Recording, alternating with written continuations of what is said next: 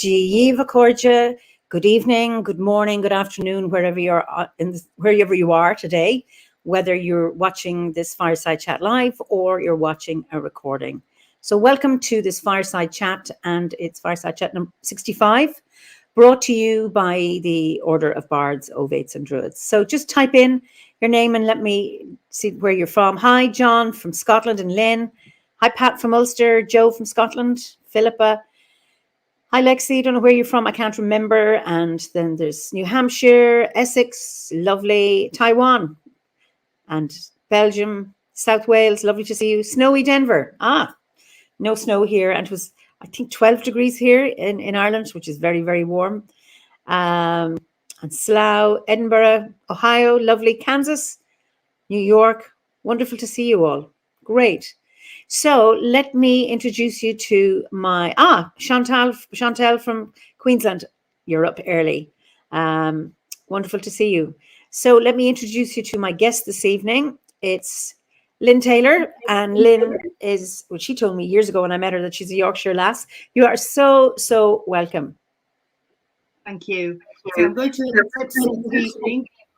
So I'm going to say it in Yorkshire, how do Silly.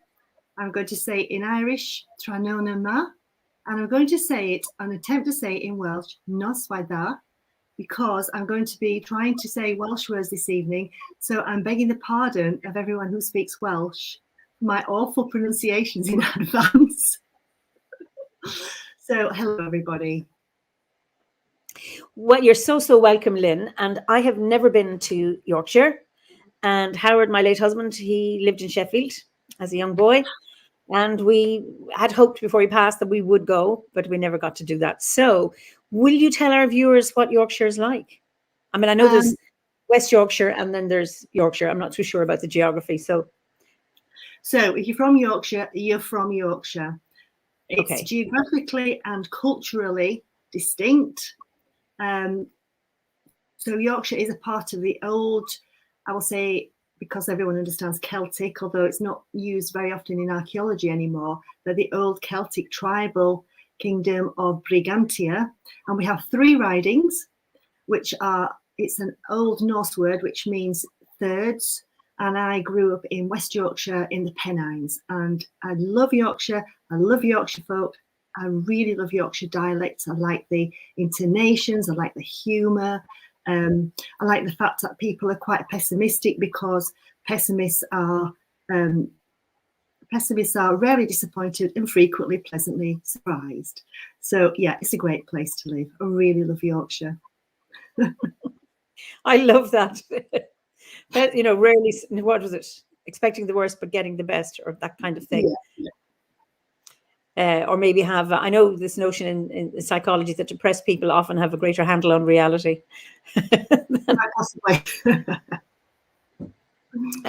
So tell us what your landscape's like, because you're in the West, but what is it like?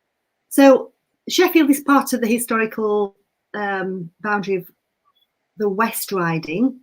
So we still are part of the West Riding, although municipally we're now classed as South Yorkshire. So we're on the border of the Peak District National Park. So we've got areas of outstanding natural beauty. We're not far from Derbyshire. It's quite hilly, very hilly actually. It can be very cold. It can be quite exposed. We have something called the Pennine Bounce Wave, where the southwesterly winds hit the Pennines on the west side. Then they're shunted up to the stratosphere, and then they bounce back down onto Sheffield in particular, and we get some really fierce winds. So it's a windy place. I think it shapes the humour, the culture. It's an ex-industrial city. So it's returning, I would say, to a countryside again. We've got very beautiful rivers with old Brythonic Celtic names. Okay. We do have a Celtic heritage here. There's a bit of a lost history, which a lot of us don't really know that we have this history here. And life did not begin with the Romans, and it didn't end with the Saxons. There's something in between. You said it's returning to the country. So what do you mean by that? What's happening? Well, Sheffield Sheffield has 5 rivers, and the main river is Don, and Don has many tributaries. So Don is a very ancient name, cognate with Danu or the Danube, and you'll find the goddess Don in the Mabinogi, the mother of Arianrod. So the Don River was basically used as a sewer. It was full of chemical effluent and poisons, the remnants of industry, but it's been cleaned up now, and it's incredibly beautiful. You know, the fish are back. We got our first salmon recently returning. It used to be a salmon river, so they're coming back. The tributaries are just stunning. You know, we have waterfalls. The Rivlin Valley in particular, not far from where I live, is gorgeous. So it was full of, it was steelworking town. And historically, we had lots of grinding mills to sharpen the knives and things. Stainless steel was invented here. So industry is not as it was, obviously. You know, the industrial era has ended. So nature is reclaiming the countryside again, and it's just lovely. It's really gorgeous. It's not like it was when I was a child. It's very different. Do you know David Bramwell? He was a guest, in 2021 here, but he gave a wonderful presentation at the Winter Gathering, the last physical one we had in 2019, called The Cult of Water. And he's from Doncaster. Yes. And it was about his journey going along the River Don back to the source, physically, and the history of it. And he talked about Doncaster being an industrial town, and Vulcan, whose statue is on the top of some large factory. And he talked about the pollution of the river, and also the god Don or Danu. It was absolutely amazing. Yeah, I was interviewed for that with some of my friends from the Sheffield Goddess Temple. Oh, wonderful, wonderful. Yes. Yeah, I listened to it. It was beautiful. He really captured it. Yeah. So that's one river, and you've got the other 4 rivers. Yeah, so we've got near me is the Porter. So if I just go out of my door, pop down the hill through the woods, I'm into the Porter Valley. And then we have the Rivlin, the Sheaf, and Loxley. Oh, just beautiful, beautiful. Lots of beautiful walks. And they're all tributaries, which if you follow them, you end up in the Peak District, high up. And we have moorland mountains there. Lots of archaeology, lots of ancient sacred places. Yeah, can't complain. I wouldn't want to live anywhere else now. Well, I have so many questions to ask you, because you've mentioned, you throw so many things here that threads I'd like to follow. But the first one is, I suppose, what brought you to Druidry, and how do you practice as a Druid? That I would have to go back an awfully long way, really, because I grew up in West Yorkshire, so not far from Holmfirth, last of the summer wine. A lot of people remember that programme, yeah. And I just felt, well, when I was a child, it was very rural, very remote, very rural, and then the M62 was built, so it really changed with the motorway. But it was so, it just had an essence there. And when I looked at the landscape, I just could see a giant woman in the landscape. The goddess was there, and I felt held. And each valley in West Yorkshire, in the West Riding, each valley feels like a grail. They're all sacred places. So I think that really called me towards it. And then I was having the most incredible spiritual dreams. Just, well, it's beyond words, isn't it? When you have visionary dreams, you can't really explain the sense of wonder and love that comes from them. But I had no idea who this figure was. I just knew it was the Holy Mother, but I knew it wasn't Mary or Christian version. Although I'm from, my father's family are Irish, or descended from Irish people. So I've got Irish ancestry, and my dad was Catholic, but I knew this was not a Christian, it was a goddess. I had no idea. I just could not work it out, and that set me off on the search. So I sought really, really hard to try to understand this mystery, and this person who kept appearing to me. full of love and full of wonder. And I just knew she was, in some ways, a holy mother, but I knew she was a goddess. And then I started to discover more about my own heritage on my father's side. And of course, the obvious one was discovery of Bridget. Mm. And then I have a degree in archaeology and anthropology and prehistory. So I knew quite a lot about the landscape and about the eternal names in our landscape. Now, the eternal names in archaeology are names which are incredibly ancient.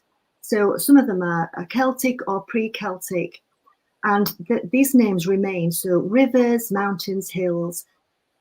When other people come in, Saxons, Norse, Vikings, etc., they will quite often not change that name, or there'll be a prefix or a suffix, but they will keep the names. And I realized that so many of these names had potential sacred meanings, particularly the rivers, in a feminine sacred way. And then one of the critical points was when I had a second career in nursing. So a friend gave me a magazine. She said, I think you'll like this. And it was an article in a nursing journal about soul midwives. And it mentioned the order of Barsovits and Druids. So it was very serendipitous. It was meant to happen. And that was an absolute light bulb moment. I thought, this is what I've been searching for. And so when I began to do the course, it was as if I'd found a home, as if the things I was reading, the communication from it, somewhere in my heart, I already knew. I already understood it. And the fit just felt right. And I love the fact that with OBOD, you can follow the course as philosophy or as a spiritual path. And the other thing that I really, really like about OBOD is there is an aide-memoire or a structure, but it's not prescriptive. So you can grow and develop in a way which is truly authentic to your spiritual self. There is nothing like it. So I think that brought me to OBOD. And when I was younger, I went to art school. But when you go, when you're working, you got to pay the mortgage, you got to pay the bills. Being an artist, giving time to that felt so frivolous and so unnecessary, because when you're young, you are driving forward and there's so many pressures on you, aren't they? Exams, professional exams, particularly when you're a nurse, the shifts, it's pretty exhausting. And it just, I never regret that career. It was so important, and it really did teach me about humanity and compassion. But because you're busy, you put aside the creative. That's right. Now, OBOD gave me permission to begin to be creative again. Wonderful. And I will always thank OBOD for that, because I re-engaged with music, I re-engaged with art, and at the ripe old age of 63 last year, I had a commission to illustrate a book. So I'm just going to thank my friend Jamie for giving me this commission to illustrate his book. So Jamie Lang, Anglo-Saxon Paganism. And I really enjoyed it. So this is thanks to OBOD. So I've also took up the harp again and wrote a book for a book of harp compositions, but the songs and the compositions are largely based around the sound of the Pennines, the sound of my hills, my home, and the myths and legends of this area. So all this is thanks to OBOD. I'm now a silversmith as well, because I've retired, so I've got more time. And again, I would not have engaged with the creative side of who I am had it not been for the Bardic course. And there's no rush.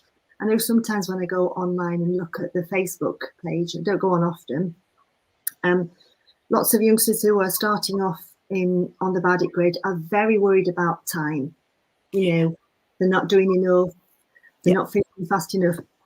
Let me tell you, it took me 25 years at least to complete all the grades. There is no rush. The OBOD course is a companion, and it will walk alongside you, and it will dovetail into your life if you don't try and force it to fit. So thank you, OBOD. I think it's very important, for people to hear that, because it took me 7 years on the bardic grade, because I wanted to be an ovate and not a bard, because I couldn't do anything. I couldn't tell stories and I couldn't play an instrument. It wasn't until I completed it that I started storytelling, and then in the overgrade I took up the harp. But everything has its own time, and I speak really quickly. I walk quickly. I try to do everything quickly, except develop. As soon as I try to rush something, everything slows down, because it has to go at its own pace. Exactly. There's certain things you cannot rush. So likewise, you discovered your creativity as well. And I know you're quite accomplished because we've been on retreats together. So yeah, that's another thing we have in common there. Wonderful. And we're both nurses. Well, we're nurses. We're both nurses, yes. Yeah. Yes. Somebody's asking, is that a bass guitar in the background? Yeah, my husband plays various guitars. Classical is beautiful, plays beautiful classical guitar. And he's in a band with lots of his friends. So he's retired now. So lots of the doctors, they get together. They're all retired anaesthetists, apart from the drummer. And they call themselves the Ventilators. I love it. I love it. They're quite good, actually. I thought you were going to say the soporific, sending everybody to sleep. But no, ventilator sounds better. Actually, no, that would have been a good one. Yeah, so we've got various instruments in this house. So we had a massive drum kit because my daughter is a percussionist. She's a drummer. Well, she's a junior doctor professionally. She's a doctor. And spent a horrendous year last year in intensive care, in COVID intensive care. She was pretty wiped out, but she's a really gifted percussionist. Yeah, I think she was drumming in the womb, absolutely drumming in the womb. And my son plays guitar as well. So very musical family, and it's great fun. It's so much fun, particularly when they're teenagers. Oh, and do they play with you? Yes, yeah. Oh, wonderful. Oh, that's wonderful. Great. So, you joined the order, and do you have, I know you're what did you say, that the tribe near where you are were the Brigantes? Yes. Brigantia, yeah, Brigantia. And Brigantia. I think part of the journey as well was seeking information about Brigantia and about Bridget, because of the visionary dreams. And I seemed to amass quite a lot of information and knowledge, which seemed very hidden and very obscure. And I couldn't work out what was the point of knowing all this beautiful stuff if I couldn't share it with anyone. And then quite a few years ago, I went to a Caroline Hillier concert in Hebden Bridge in West Yorkshire. And I heard a conversation with some ladies who were saying, isn't it a shame we don't have goddesses? Because they were involved with the goddess movement in Glastonbury. Isn't it a shame we don't have goddesses up here? Isn't it a shame, it's quite expensive, Glastonbury, we need something up here. I thought, well, we do have loads of goddesses up here. So I went and had a chat because we do. And so because I was seeking, what happens when you're seeking, genuinely seeking from the heart, and then serendipitously things come to you, don't they, because you're in the right place. That's so right. I love this book. I think you'll like this as well, Ina. The Law of Ireland. Oh, yes, Hogan. That's it. Absolutely fantastic. So I found this incredible little, if you don't mind, I'm just going to read this out. It's very short, but it fits my interest both as an archaeologist and as a spiritual seeker. So Bridget, the mythical lady of the Tuatha De Danann, originally a Celtic goddess. Her name earlier, Bridget, literally meant the exalted one. Similar designations for places and tribes in Britain and on the continent seem to have referred to Highlands and Highlanders. Well, that's us up here. There is evidence that this caused the mother goddess to be worshipped by Celtic inhabitants of such areas under the pseudonym Briganti or Briganti. The most notable instance is that of the tribe called the Brigantes, who controlled the whole area of central Britain dominated by the Pennine Hills. This tribe had the eponymous Briganti as their principal goddess, and offshoots of them settled in southeastern Ireland in or about the 5th century AD. It was probably through such settlements that the cult of this goddess came to Ireland. Now, I think a lot of people will disagree with that. Absolutely. It started in Ireland because Ireland is the centre of the universe. Well, exactly. Well, I would say the same for the Pennines. You know, we all have our own sacred centre. You know, it's that from which to start. Yeah, that's wonderful. Yes. So I've got lots of friends who are involved with the Sheffield Goddess Temple, and together this really started a great journey for us, walking the land, seeking out ancient sacred places, really examining the names of the hills and the rivers, and realizing they have such an ancient provenance, and they are Brythonic names.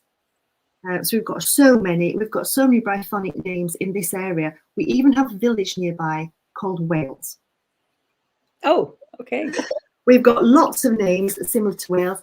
We have Walton, Walsden, Whaley Bridge, Walesby. Now, Wales causes a problem with people coming from the continent who just want to get to Wales. They don't care where they end up in Wales as long as they get to Wales. And then they're very shocked to find themselves in Derbyshire on the borders of Sheffield. So Wales is actually a Saxon word, which insultingly means foreigner. So they come here, invade our area, and then call us the foreigners, which is hilarious. So yeah, we've got so many Brythonic names. Now, I know the language that was spoken here was Cumbric, which is similar to Cymru. Yeah. It's a dialect. It is the predecessor of modern Welsh and descended from ancient Welsh. So that's why lots of our place names are very well understood by Welsh people now, and they can translate them. We have lots of Pen. One of our mountains in Yorkshire is Pen y Ghent. We have Pen Hill, Pen y Stone. So many. And the Pennines, I've been told by Welshmen that Pennine means the head grandmothers. So these Pennine is North Welsh for grandmother. And they're very ancient, worn down hills. And when you're high up on the hills on a winter's day and you see the hoarfrost or the snow on the tops, and then there's a gradation of colour, and they're sitting there like great big grandmas in their armchairs with their white heads, you think, yes, these are the grandmother hills. Wow. I have to go. I just have to visit. That sounds absolutely amazing. Brilliant. So you're a priestess of Brigantia, yeah? Or are you a priestess of Bridget? Well, Brigantia, so because we amassed so much information about the ancient names which had spiritual meanings in our area, I have friends, two of my friends, Anne and Ali, who are priestesses in Avalon. One is a priestess of Bridget and one's a priestess of Rhiannon. So we, got together and said, we need something up here. So the training was largely steered by Anne and Ali, but I contributed as the druid. So I just had this explosion of creativity. So we have a Wheel of the Year here, and each part of the Wheel of the Year is represented by a goddess from this area, taken from the names of rivers and hills. For instance, we have the Derwent River. Derwent is River of the Oak. It's an old Brythonic name. That's just one example. There are so many more. A Ribble, Ribble. I think Welsh people will understand that. A Rhi, as in royal. So we have River Ribble. We've got so many. It would just bore you if I reeled them all off.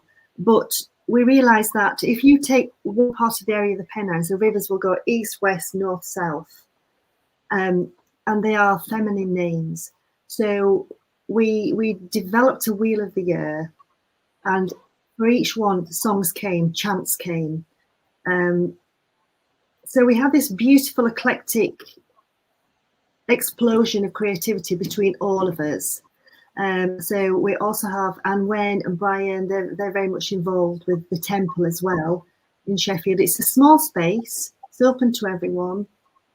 who wants to just honour the feminine divine. It's a place for meditation, and we were running ceremonies and rituals for each part of the wheel of the year. So we'd have Imolc, we'd have Beltane, etc. And they were so joyful and so wonderful, but they definitely had a Yorkshire twist to them, inevitably. And we celebrate Bridget's Day quite differently because of the nature of our landscape and whatever is growing here at the time. So it was wonderful. So things have gone quiet because of COVID. But yeah, and Anne and Ali developed the Priestess of Brigantia training, and I was heavily involved with that and helping out with that from a Druid standpoint. And because I'm an archaeologist and a climber, a hill walker, there are lots of beautiful places that I know about, sacred ancient places. So part of the training is to go out onto the land and visit these places, really connect with the land, really feel the sacredness of place, you know, the genius loci, the sacredness of place. And we're very fortunate here because we've got so much beautiful countryside. Beautiful. You said I'm interested because we're coming up to Imolc very soon, next week. How do you do it differently, and what is it so specific about your landscape? When you say Imolc? Well, I know Bridget is very much associated with snowdrops. And yes, we do have snowdrops here, but they're not really native. So just, yeah, between the time of Bridget and the spring equinox, which we celebrate as Goddess Dawn, because obviously our primary river is Dawn, that is the time of Bridget, 6 weeks of time. So we have so many wooden enemies, white, pure wooden enemies. Yep. We have the white birch. We have a lot of birch trees here with the catkins. So when we dress the temple, we focus on the catkins, the blossoming of the catkins. And we make bridie dolls, but we make bridie dolls very respectfully. Our bridie dolls are made from windfalls from the birch trees. Oh, yes, beautiful, yeah. Yes. Yeah, so my friend Anne kind of discovered this because she had a birch tree in her garden, brought the twigs together and created with Ali these beautiful, beautiful bridie dolls. So they've become a tradition for us as well. You know, we make the bridie bed and we dress the temple. But I kind of do it in the Irish way because of my ancestry, personally, with my daughter on Bridget's Eve. So I take the white candle, the fresh white candle around the house, welcome bride in on the doorstep, take that around each room, and ask bride to bless the house from the rafters to the ground to the foundation. And then I bow and bid her farewell on the doorstep. And then a few years ago, this is really strange, one of my friends, well, he's a builder, a very, very skilled builder, but he's also a friend now. And he was doing some building work. And it was just after Imolc. So I'd been out and came back and he was white and shaking. He was quite shocked. I said, what's wrong? Are you okay? Had to bring him in for a cup of tea. He said, I turned around and I saw a woman dressed in a white dress on the back doorstep. And his first thought was, because she had reddish hair, what's Lynne doing in that dress? And then looked and realised it wasn't me. And then this woman kind of faded. She was literally on my back doorstep, faded. So I brought him in, made him a cup of tea and said, hang on a minute. I brought one of my books down with images of Bridget and said, did she look like this? And he said, yes, yes, yes. So I explained to him. He was greatly honoured and very blessed to have seen what he had seen. So that calmed him down. But literally, if someone had told me that, I'd be saying, no, you've made that up. But that is what happened. He's actually quite psychic and he's very artistic, very psychic. Yeah, and he loves the land as well.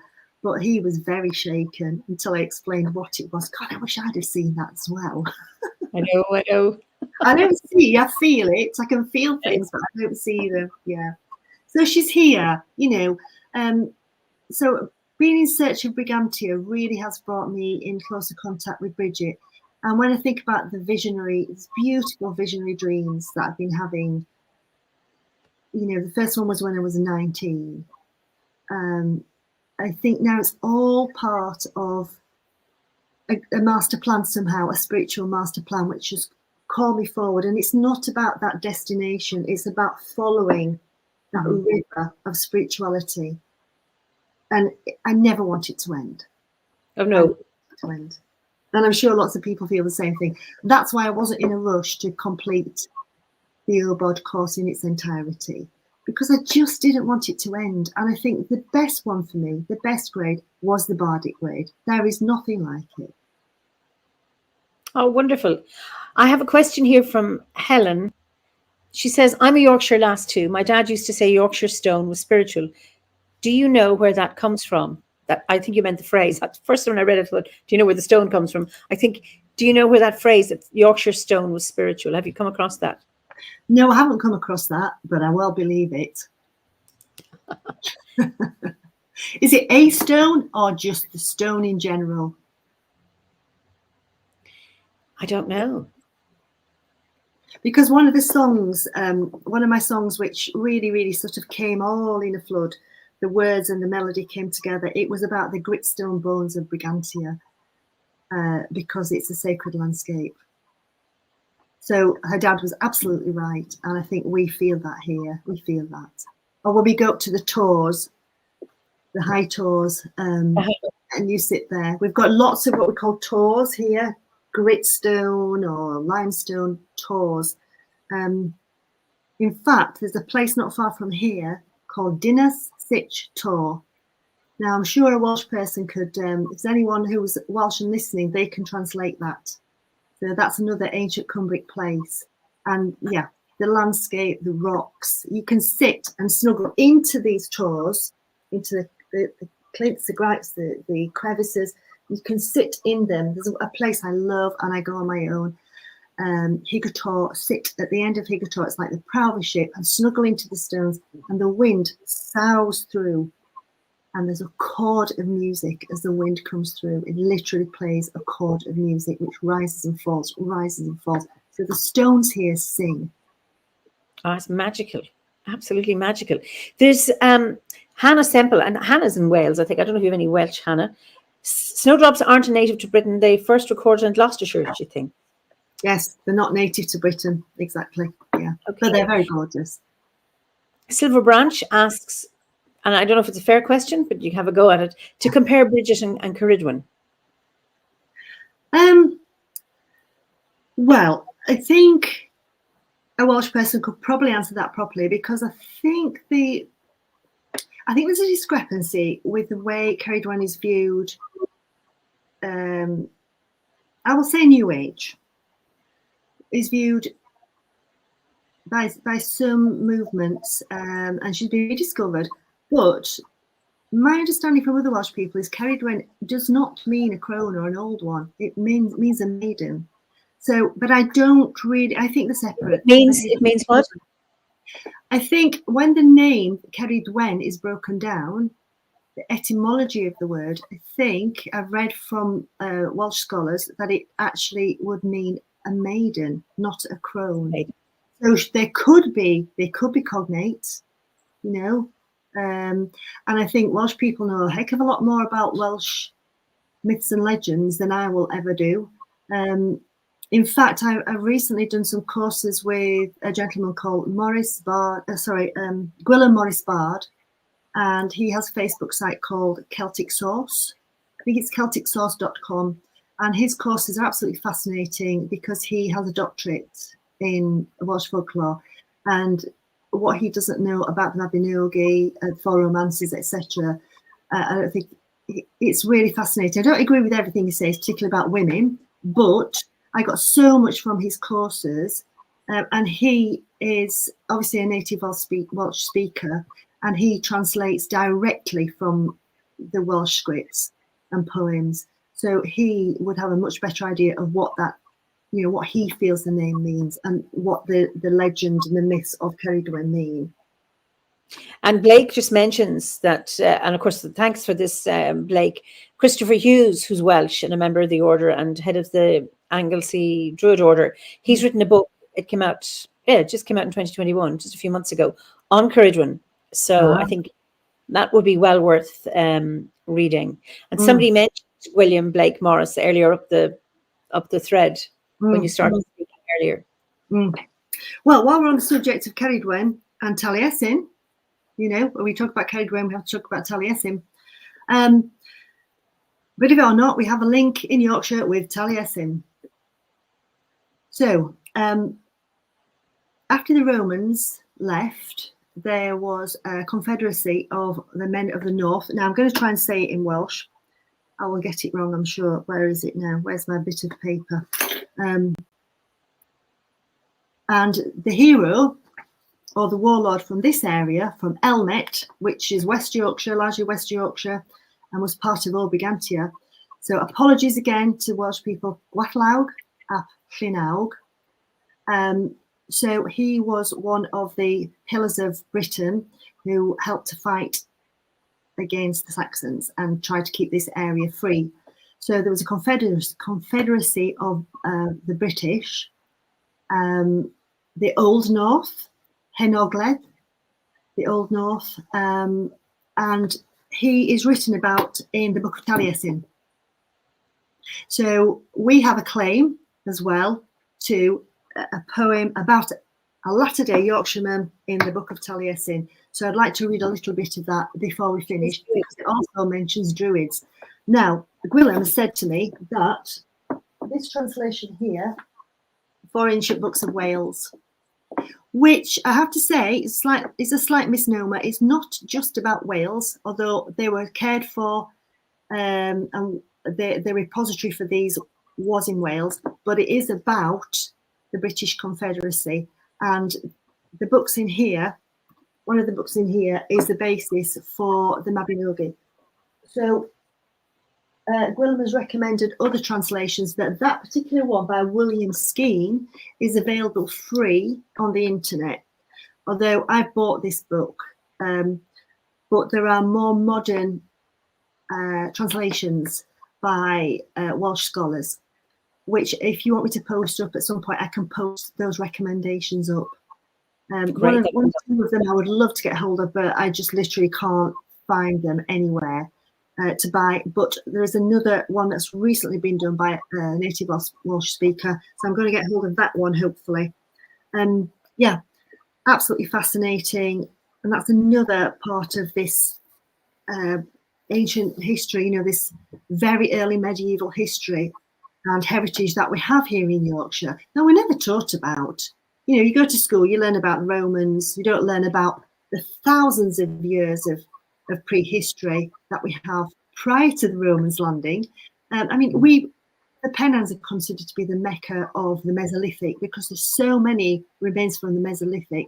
In fact, in a couple of weeks' time, I'm going to see a Mesolithic roundhouse, which is, I kid you not, 10,000 years old. So I'm going to go and see the site of this 10,000-year-old house. So I can just get the vibe of the place. So we've got Neolithic from the early farmers, we've got hunter-gatherers, early farmers. Then we have the Bronze Age. There are lots of barrows. We've got stone circles here.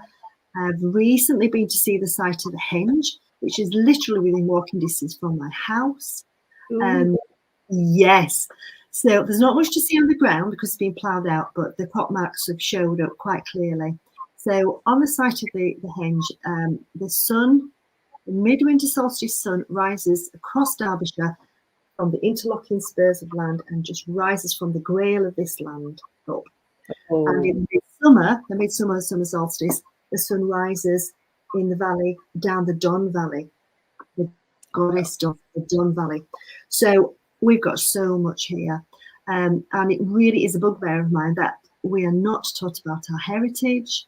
We're not taught about what happened, you know, before the Romans. We're not taught about what happened after the Romans, unless you go to university and study it, and then you become a rabid Yorkshireite like me, and determined, you know, on a mission to promote the heritage of our beautiful county, which is named, called God's Own County or God's Own Country. And if you come to Yorkshire, you'll see why. And then to find that we actually have some of our heritage links with the Book of Taliesin was mind-blowing. Yeah, absolutely wonderful. Lots of places. So did you do your nursing before or after your archaeology? I did the archaeology first. Okay. And then my best friend, hello Jackie Rollins, my best friend, who was also a Druid. She's now a tutor. Jackie was nursing. And when I completed my degree, if I wanted to work within archaeology, I would have had to perhaps go to London. Well, that's an anathema. We're not leaving Yorkshire. Okay. I'm not going to London. And she came home with tales of heroism and derry-do and compassion. I thought, what am I doing? I love archaeology. I love prehistory. But really, it's not a career that would pay the bills. So a lot of my friends that I studied with, have had to develop second careers, but you never stop being an archaeologist. So I've always continued to do talks, read archaeology, landscape walks, continue to study. Never lose the enthusiasm or the interest in it. So my speciality was the Western European Iron Age, which used to be called Celtic. But that word has become a little bit meaningless, really, in archaeology. Which now, if I get into the C word, that gets people hot under the collar, and that's a whole other subject, which would take a whole other, evening of talks. I'm just going to stop there and not proceed down here. But that was my interest. I think partly because I had Irish heritage as well. I've got Welsh heritage and I've got Scots heritage, so I was really fascinated by it. It was a great privilege to do that. But the nursing, then I developed a second career in nursing and research. Never regret it. Really taught me how to be a fully awake human being. Mm-hmm. I think you probably identify with that. Yeah. Absolutely. Yeah. I mean, that was my first one. And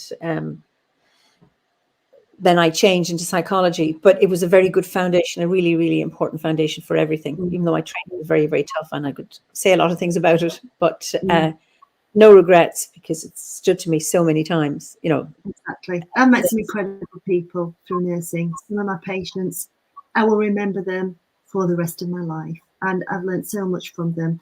When I was a youngster, there were lots of people that I was looking after who they'd fought in the Second World War. They'd been through lots of trauma. I looked after one lady who was a nurse, and she was in Germany when the war broke out and managed to escape across Europe. An incredible generation of very brave people. Mm-hmm. I don't know if you know, I do Argentine tango, and now we're going to start back soon again because our restrictions are being lifted. But the oldest in my class is 102, and he was in the RAF. Oh, wow. He was involved in the rescue of Belsen, that concentration camp. But so he's 102, and he still dances.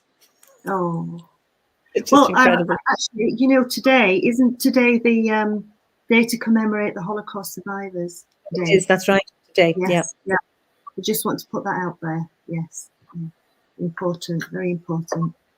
And it's not just Holocaust. I think it's genocide everywhere. So they're including the subsequent ones in Rwanda and Bosnia and all the other places that just because I can't remember all of them, that genocide everywhere. Thank goodness, that it needs to be acknowledged and remembered, and that never happens again. But we live in hope. We live in hope. We live in hope. Yeah. Prepare for the worst and hope for the best is what we say around here. That's right. So when I know we have ancient sites near where I am, and it's always wonderful to wonder, well, what were they used for? And many of us might like to use our imagination, and then the archaeologists go, no, you can't. You have to stick to the cold facts or whatever it is, and sometimes it can be rather dry. So how do you get around that as an archaeologist and as a druid? How do you use the magic? I've got one foot in each camp, which makes walking very difficult. I bet. It really does. And I can sort of stand on my left foot and be incredibly esoteric. I can stand on my right foot and be incredibly scientific. I studied what was called really social archaeology, which is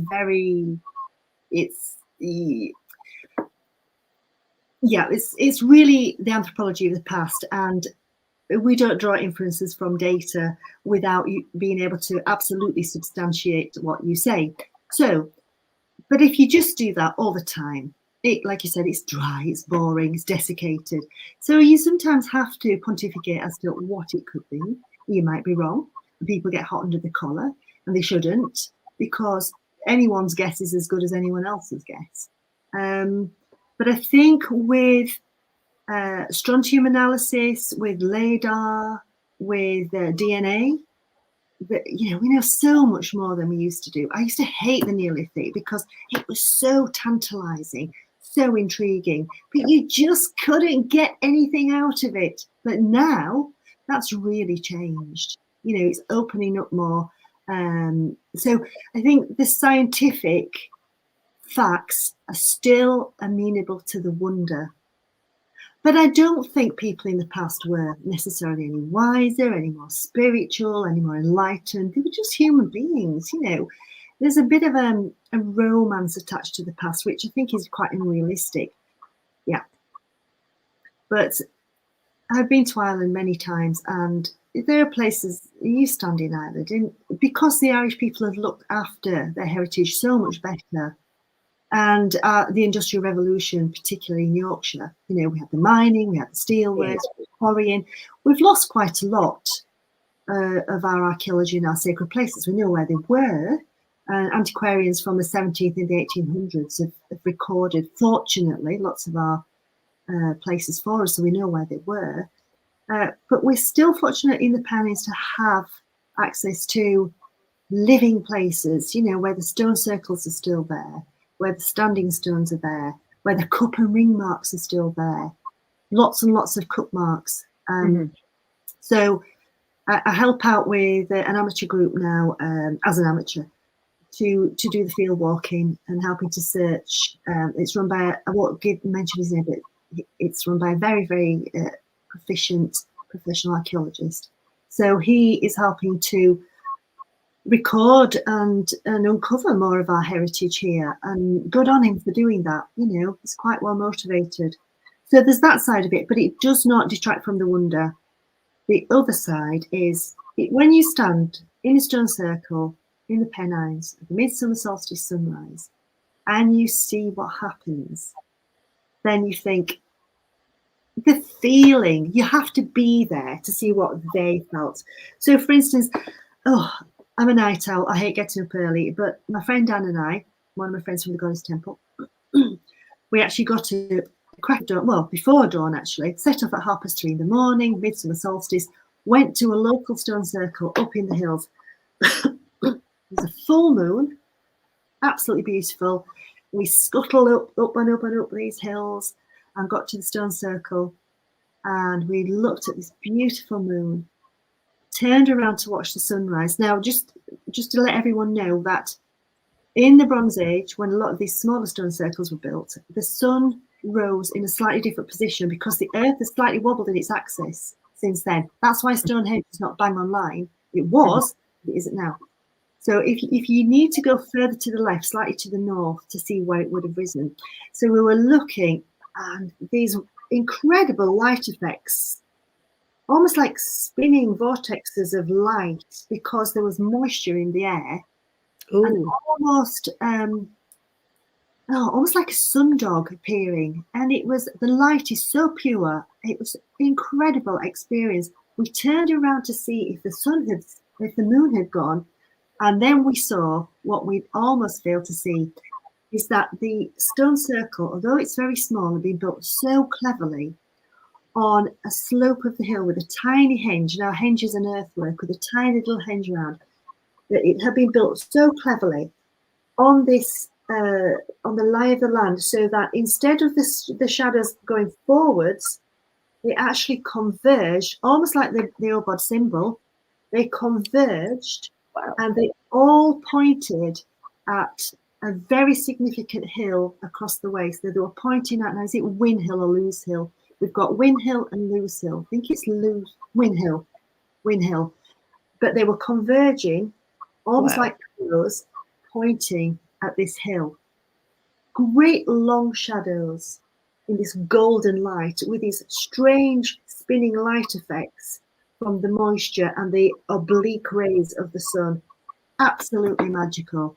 So my scientific brain is going, now aren't they clever? They obviously studied this area and this particular place, because they knew exactly where to put that stone circle. They knew exactly how the shadows would fall. I think the ancients were playing with light. They weren't stuck in front of a TV or a computer or on social media. They were out there connecting with the land and playing with light. And that was a moment I will remember until the day I die. Wow.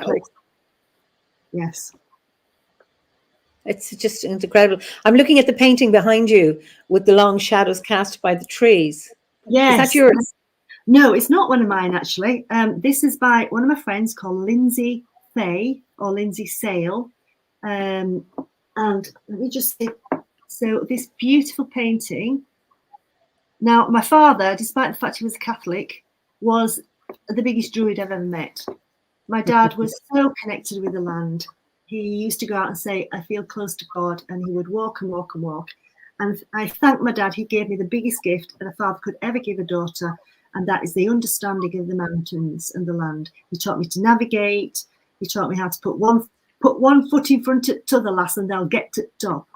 So when you're really shattered, I remember, put one foot in front of the lass, and they'll get to the top. And the views are there. So that was my dad's favourite wood. It's not far from here. It's full of anemones, as you can see. And then later on, it's absolutely full of bluebells. So my friend Lindsay and my other friends from the Goddess Temple came out with me when my dad passed and really looked at the place, absolutely blooming with anemones. It's very beautiful.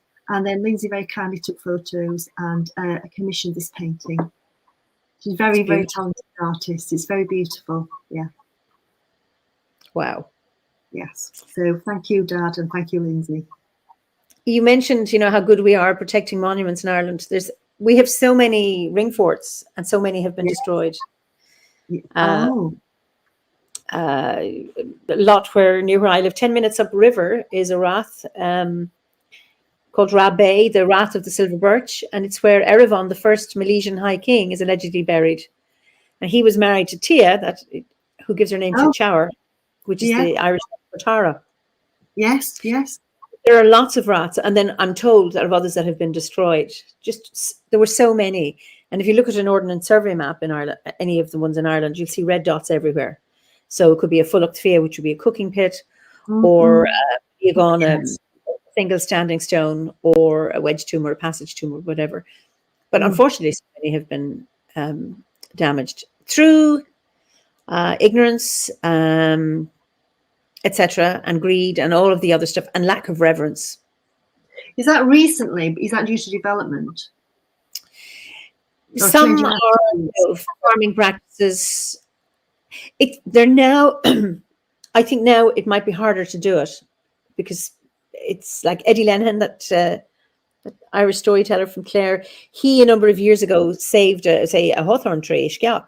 It was like a rag tree, a special tree for a prayer tree, and they were going to cut it down to build a motorway or a roadway. And he, I think, organised with local people, and they objected. So now it's in an island, so you have to go around it.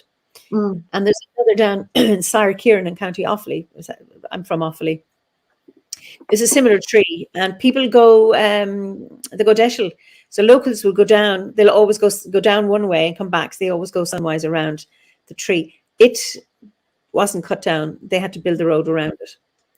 And then you have the famous story of John DeLorean, who was building his great dream, the car with the gull wing doors, and that how he had cut through a rath. None of the builders would do it. He did it himself, and then his business went in a year.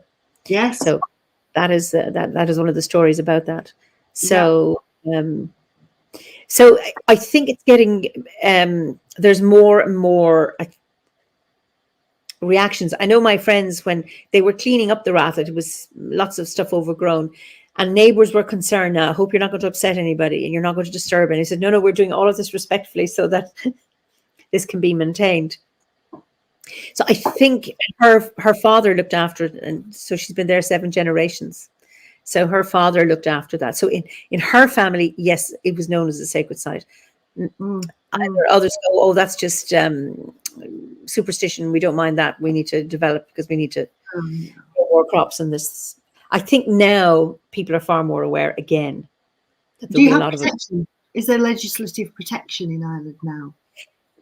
If it's on private land, not necessarily. Really? Because unless they're all recorded, you see, if they're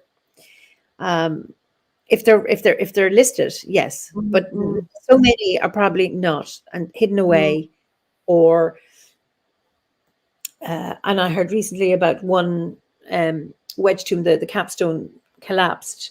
So a lot of them are in areas that people mightn't even know about. So they're not looked after in many ways. But the ones that are known about are, yes. Oh, that's a great shame, because we've been to so many incredible places in Ireland. I mean, one of the highlights of my sort of life was going to Newgrange. Yeah. It was just mind-blowing. It really was. But we're quite well protected here. I mean, I found 1 or 2 features. I found a massive hill fort, which is listed now. So that's scheduled. So that's good. Scheduled monuments sort of listed. So I think protection is not too bad, but if it's not listed, like you said, it's easy to damage. And there's a huge henge in Derbyshire, not a million miles away, called Arborough. Massive henge, huge burial mound, and from the top of the burial mound, you can see the beginnings of another henge. So it was built in a horseshoe, but not completed. And the stones are limestone, and they're all knocked flat. So people were trying to work out what had happened, but now the archaeologists think they were pushed down in the medieval period by Christians. Yes. But we still get monuments damaged by people who feel they are pagan sites. They don't realise that they are part of the heritage and they're not there to be destroyed or damaged just because you don't agree, with the beliefs of the past. Yeah, it's quite worrying. Howard and I, a number of years ago, were visiting Uav Nagat in Tulsk, near Rathcrahon, where Queen Maeve had her stronghold. That's where the Táin starts. Maeve and Ali in bed having a conversation about their worldly goods. But near it is Uav Nagat, which means Nagat in English. It's anglicised, unfortunately, because you lose. Yes, I see, Cliff. I'm going to come to Nine Ladies in a minute. I have a story there. Hey. The Uav Nagat is the cave of the cats, and it's associated with the Morrigan, and but also from Christians associated with hell and the gateway to hell and the other world. And when we were visiting, you have to go down into the. It's not a big cave that you can see. It's very low in the ground, and then you climb down into it and go down steps, and very dark but incredibly magical. And one of the legends is that there was a woman. Her calf got away from her, and she was chasing the calf, and it went down into the cave, and she just managed to grab it by the tail. And by the time the calf stopped running, it had come out at Keshcoron, a number of caves on the other part of Sligo. But we were about to go into this cave, and the owner, or I don't know if he owns the field, but he owns the house next door to it. He came out and started talking to us, and he said that, I don't know where, I didn't ask him, I didn't have any references, that there was a kind of a stone circle around the entrance or in that field. What he said was the Druids had removed the stones to protect it because of damage maybe by Christians. Whether that's true or not, I don't know, but it's really interesting. So no evidence of it. But Nine Ladies, Cliff, my stepson William died there in 2007, and he had been one of the eco warriors looking after Nine Ladies, and it took them 9 years to protect the Nine Ladies from a quarry. And so they had built sky rafts up in the trees, and he had his bender, and they were there many, many years, but they won their case. So I think they won a year after William had passed. He died naturally, but a number of people had died there as well. One by drowning, one by, I remember his friend concerned that there were elemental deaths. One died in fire, one died by drowning, one died by falling off the air or from a height. And they had these underground tunnels, and she got them to stop it because she thought the fourth person is going to die in the earth. William died. He died in his sleep. But being in Nine Ladies was a really, really interesting place because they're small little stones, and then there's I don't know if there's another stone. Is that the king or what's Yes, the I know it well. I know it very, very well. Yeah. Oh, I'm so sorry, Eimear. So just a very, very interesting place, and to see what these warriors did, and they actually succeeded. That was the thing, that they managed to save it. They did, because we used to go out and see them in the trees and just think what Yeah, incredible people they were. And they did save it. And it was shocking that, they wanted to quarry all that out. It's just shocking. But they've saved it. And I think attitudes are different now. I think we're more aware. We're more aware of what we have, and we're more prepared to protect it. People are much more aware of what we have in this area. So we're very fortunate in that respect. And we've got lots of wells as well. You've got Bride's Wells here. Okay. Prayer trees. We've got Ellen's Wells. Lots of Ellen's Wells. Okay. Which then became St. Helen's Wells. But they were, they preceded the Christian era. We have, you're talking about Newgrange, and if you come to Ireland again, we have Knockrow, which means the Red Hill, a passage to, and it's in South Kilkenny, so it's about 45 minutes drive where I am. And it has two passage tombs aligned to the winter solstice, one to the sunrise and one to the sunset. And that's rare. And Muireann Súilleabháin is the archaeologist who excavated it. Oh, I can't remember how many years ago it was. And the local community have really worked on creating an event at the winter solstice. So what they didn't do when they did the excavation, I think they always knew it was there, and there was a roadway going right through the middle of the site. Yes, yeah. But they didn't put the capstones back. They didn't repair it or rebuild it like what happened in Newgrange. They just left it as it was. And the interesting thing is that I think there's maybe 4 or 5 different stone types used in Newgrange. Yes. It's the same type of stones are used in Knockrow, but all of those stones are found in the valley just below the site, where for Newgrange, they've had to import them. Yes, yeah. And it's aligned to Slievenamon, the Mountain of the Women. There's a cairn up there, maybe dedicated to Banva, one of the 3 sister goddesses. And then there's a stone circle in Tullahocht. And it's fascinating. So what when in Newgrange, they put the stone quartz all around it. Yes. Yeah. Which was quite controversial, wasn't it? Which is quite controversial. So on either side of the entrance to the passage tombs are little piles of white quartz.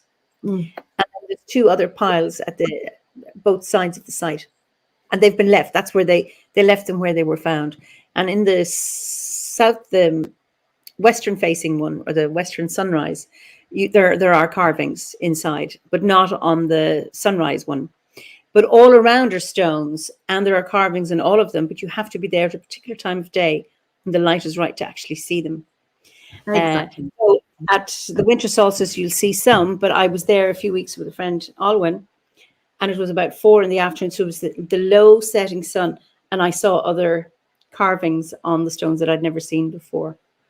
But that's protected now, that, and there's more and more of that. So there's a little bit of competition at the solstice, because in 2019, the sun hit the stones in Knockrow, but not in Newgrange. That was too cloudy.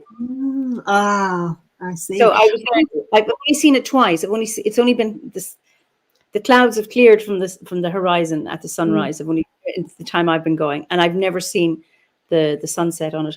But the local people are trying to protect it, because on the hill where the sun sets, every few years there's a windmill company wanting to put up windmills, which would block. So there's local objections, and they put in submissions, and they win. And then a few years later, they come back again. Maybe they move it 2 inches to the left or the right, and it starts again. But very, very strong local community that really strong on protecting it. Philip says Westminster Abbey was built on the site of a huge stone circle. Well, you see, a lot of churches were built on pre-Christian sacred sites. And you can see why, recognizing the sanctity of a particular place. And it's interesting, the Dome of the Rock in Jerusalem. I don't know if you've ever been to Jerusalem. That is Jewish, Christian, and Islamic. That the three.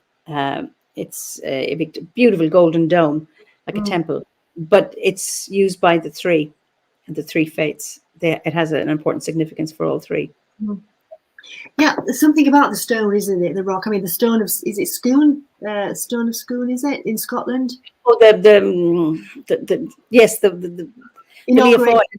The Leofoil. Yes, yeah. But you know, interestingly, what you said about seeing the figures in the stones. There's a village just over the Pennines in Derbyshire called Glossop, and in the 70s there was huge controversy because they were doing some, I don't know, quarrying or doing some sort of work on one of the hills, and they wanted to rip it out, basically rip the hill out.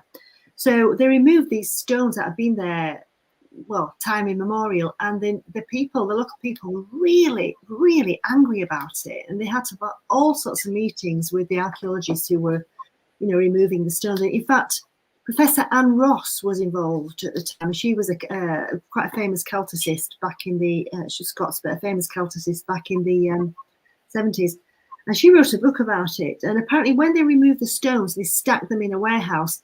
Someone turned a light on because of the way they were stacked. The light, the patterns, which just looked random, the light fell on them, and it literally was the figure of a woman. So these random patterns were designed to collect the light at certain times of the year. So we know more and more about this. There are more and more things that we know about the way they played with light. For instance, the story I told you about our Hordron Edge Stone Circle at the Midsummer Solstice sunrise. So there are other examples of that as well. So you just see these things. You just have to be there at certain times of the day. I've been to this incredible Bronze Age hollow way with an earthen embankment. Been there at midwinter as the sun set, and there's a hill opposite called Emlyn. We are another Brythonic word, Emlyn. And the sun rolls down the side of the hill at the midwinter solstice sunset. It rolls down the side of the hill and then it vanishes. And again, it's playing with light. They knew what they were doing. It's like engineering in the landscape, isn't it? It's quite phenomenal. And we have places like that in Ireland where it's either the moon is going up or the sun is going up or the sun is going down a hill. I mean, and are those hills man-made or are they natural occurrences? But the place from which you view is the magical place. That you can see that, you know, that's a natural occurrence, but that the place on which you stand has become a sacred place because it provides the doorway or the window to see that incredible phenomenon. Exactly. Actually, what you said about the moon, there are some quite unique stone circles in Scotland with these great flat stones, and the moon rolls across these stones at certain times of the year. Yeah. Absolute magic. Yeah, it's my cousin. Yeah, she's talking about damaging. My cousin Denise, she had a farm, 10 acres. You know, it was her family farm, and there was still is a big stone, flat stone on the ground. And she remembers and hearing stories that they've tried time and time again to remove the stone. And they got JCBs, and they got also, I mean, obviously before JCBs, they were doing levers and horses and carts and all of that stuff. And then JCBs, and nothing ever very worked. So when she took over the management, she said, this stone is not to be moved. It's a sacred stone. It does not want to be moved. And we work around it. And it's about, because so many stones have been removed because they're in the way, when in fact, it's that they can't be left in place. Or they've been smashed for building, you know, stone hungry, industrial revolution, or dry stone walls. Yeah, there's another place in Derbyshire. The name escapes me now. It's a natural tour. It's quite Robin Hood Stride in Derbyshire, and there's a stone circle right underneath that. I think there are only 4 stones left now. But you can see some of the stones have been taken out and placed in the bottom of the dry stone wall. So if anyone's hanging around a stone circle, just have a look at the dry stone walls in the area. Look for outliers. You might find extra stones there. And we have a carved head cult in West Yorkshire, which people think might date back to the head cult of the Celts, you know, the soul in the head, the soul being in the head, and yes, taking the heads of your enemies, so you would hang on to that. But we do have a stone head cult, and we don't quite know how long it's gone on for. Are these gargoyles? Are these copies? But you quite often find incredibly ancient dry stone walls, and there will be a stone head hidden at the bottom of them. And in Castleton, in Derbyshire, in their small museum, massive stone head, considered to be the head of Brigantia. But of course, someone's come along and decided it's a man now. Well, how come you decided that? It's genderless. So, yeah, right, exactly. It's not the done thing in archaeology now to try to ascribe gender in that way, particular to masculinize something which has no masculine features. It just is. But it's huge, you know, and that was recovered from the base of the dry stone wall. But you were saying about the stone circles, how they have stones from different parts, because you can analyze the provenance of each stone. I've always had this theory that people were collectively bringing stones from different parts from their communities to join the centre. So the stone circles become sort of a centre of their area, of their region. And that's what they have actually found in Orkney, that the stones were brought from different parts of Orkney for the Ring of Brodgar. So they were actually doing that. You mean from the one island or from other islands? No, from the island, but from different parts of the island. So it's really fascinating. And there's a huge stone in East Yorkshire. It's in a churchyard. It's the tallest single standing stone in England, possibly Britain, but definitely England. And that was brought up from way up from the beach for kilometres. This incredible stone, but it was obviously part of a big stone circle once upon a time. Yeah, we've got some real weird and wacky places in the north. Longmeg Stone Circle, that's a great one. That's associated with it. Here, so if Carr mentions her. So just tell us a little bit about Longmeg. Well, I think Longmeg's associated really with the midwinter solstice. I think that's one of the main alignments for Longmeg.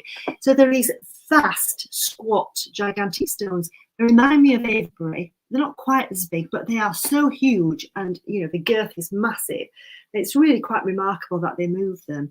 And then Longmeg is a very tall, slender stone with cup and ring marks on it. So she is a different type of stone, and it's quite possible that what happened was when people were building stone circles, these cup and ring mark stones were usually, and still are, found flat. So people were carved. We've got lots of them in our area, particularly on the edges, Stanage edge.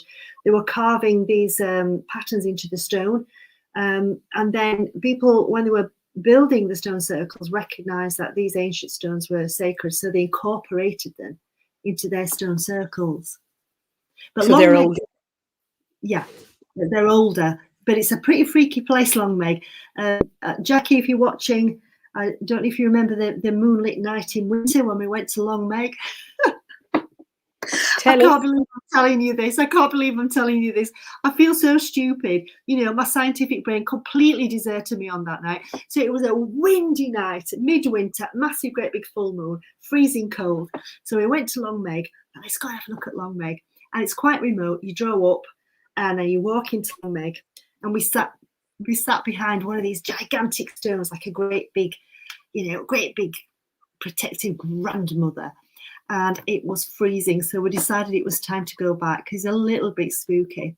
So we're walking back down the track, the farm track, turned to look at Longmeg, the big stone. And I thought, I said, that looks a bit close, doesn't it? You know, it must be an optical illusion of the moonlight. Because I always think things tend to look further, not closer. So we carried on walking a few steps, looked again. I swear that stone's getting closer. So don't be daft, it's just an optical illusion. Carried on walking, looked again. Whoop. And every time I looked away, as if that stone, Longmeg, was coming closer and closer. And, you know, We were in our 40s at the time, so we ran down the farm track squealing like schoolgirls. It was terrifying. I can't explain why that happened. It was probably just an optical illusion caused by the moonlight. But don't think good at it. With the stories of the dancing stones, I understand now, all the myths and legends about the dancing stones. Well, I mentioned we were talking earlier about before we came on air, the Fellowship of Voices. That I knew Olivia Robertson, and she was one of Philip's teachers, and she followed when she was explaining anything. You always use the opposite of Occam's razor. Is you have the most fantastical explanation. Never Occam's razor is you have the simplest, most straightforward, logical explanation for anything. And she'd say, no, it has to be the opposite. So those stones were moving. Ah, okay. I'm not going back there in the moonlight. It's a great place. Oh, just we were talking about Rolling Stones. Sorry, Rolling Stones. It is, isn't it? No, Rolling Stone. The Rolling Sun on a stone, not the Rolling Stones on a sun. We have the Rolling Stone of Bohem, and the 22nd of April, as sunset plays out, it appears to roll down the north slope of Croagh-Patrick, which also happens about August 23rd. Okay, 22nd of April and the 23rd of August. Lovely to hear that. Thank you for sharing. No, I must go. That's somewhere I really want to go. I really want to go to Croagh-Patrick. I've been to Inishbofin. I've got a very good friend from Inishbofin. Beautiful place. I really would like to do the pilgrimage on Croagh-Patrick. Not in bare feet, though. No. I did it once on my 37th birthday, and I was the fittest I've ever been in my life. I'd never been that fit before or since. And I ran up and down in 2.5 hours. I was just so fit. Wow. And it's a hard climb because there's lots of scree, except not loose gravel. It's loose rocks. I mean, rocks this side. I mean, well, these are stones, but I mean, in America, these are rocks. But it can be quite dangerous. You know, it's not that. Well, I know people have died, but in the fog. But it's a hard slog, but well worth it because the views are incredible of Clew Bay when you look down. It's just with all the little islands. Yeah. Yes. See that. Like the eggs in a basket, the little drumlins are in the it's just beautiful. Somebody has asked for references, and I don't know. I mean, we're talking about so many things. There aren't any one reference. So if anyone else has references, can you please put them in just to share with people those? Because there's loads of researchers here. There are always people with extra information, which is absolutely wonderful to for you to share your knowledge. So thank you so much. So if anyone can put, do you mean book references or place references? Sure. I don't know what the person is asking. They just said, can you give us references? Okay. So there's another John King. John is up in Scotland. What about Lud's Church? Do you know Lud's Church? Yes, I do. We've got lots of place names Lud around here. We've got the village in Calderdale, more or less deep in Elmet, Old Elmet, called Ludenden. Okay. The settlement of Lud, and we've got Lud Hills, we've got Lud Lanes. It's really quite a common name here. So Lud's Church, I do know Lud's Church. Yes, definitely. Yeah, and that's another example. Thank you for posting that up. So that's built on an ancient site. Yeah, there is the memory of the sun god written in our landscape still.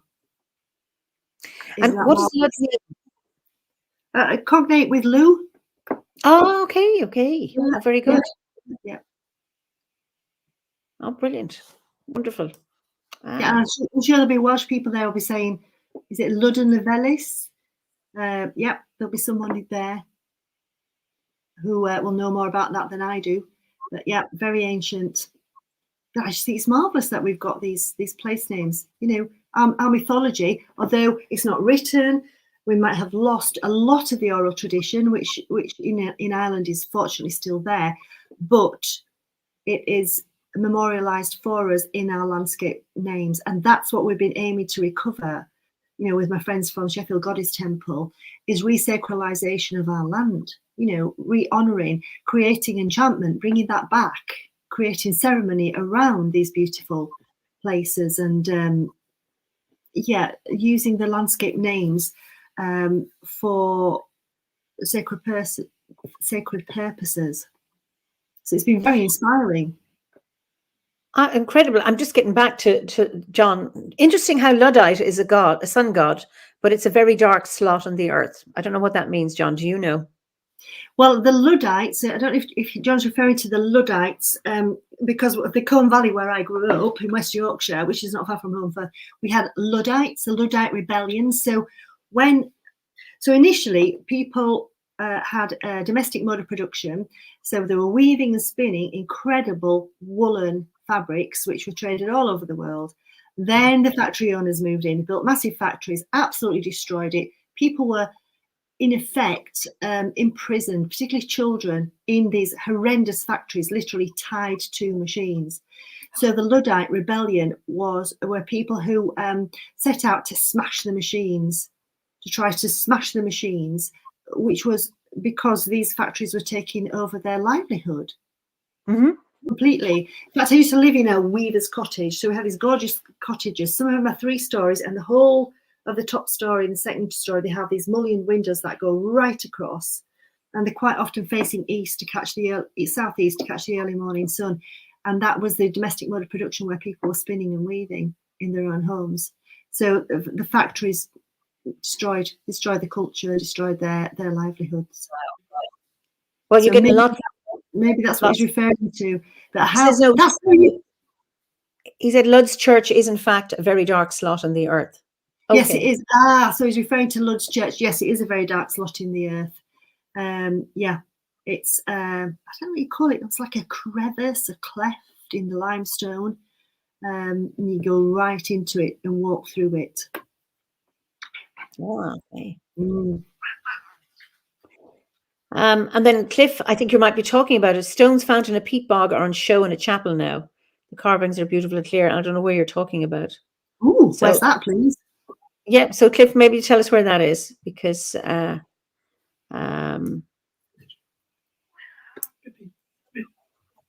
then Andrew Newton was talking, this is really interesting about stones. It makes him think of the rollright stones, which are almost impossible to count the exact number because it changes from person to person. And remind me, where are the rollright stones? Near Oxfordshire. Oh, okay. Yeah, they're fascinating. They almost look as though there are people stepping out of the ground at certain times of day and in certain lights. So some of them are different sizes, and it almost looks as if they're walking out of the ground, and the one in the front's got further, as if they're rising. Okay. And I mean, I know there are stories around standing stones, the circles that they were people who broke a rule or something, didn't honor something, and then they were turned to stone. There's a stone circle in Wicklow called the Piper Stones, and I think they were, I think, musicians, but hadn't done something wrong. I can't remember the exact story, but they were turned to stone and are there to this very day. I think there are legends and myths about the 9 ladies in Derbyshire being similar, but I don't know if there's anyone watching from the Lake District, from Cumbria, another ancient Brythonic name. The Castle Rig Stone Circle there is my absolute favourite place. It's got very busy. It's been kind of discovered by lots of people, but it is just beautiful.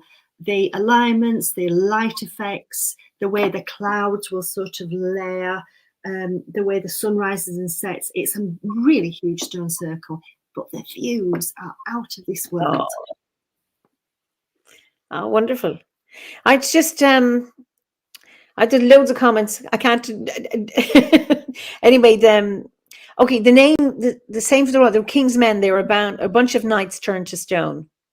So that's the rollright stones. And then Cliff's, does that make sense? Yes, because there's the rollright stone circle, and then a little way apart, the knights are there. Oh yeah, that is really quite an enigmatic collection of very large standing stones. And for all the world, it does look to me at certain times of day in the light as if it's a woman, you know, with flowing hair and a cape surrounded by knights. It's just got that atmosphere.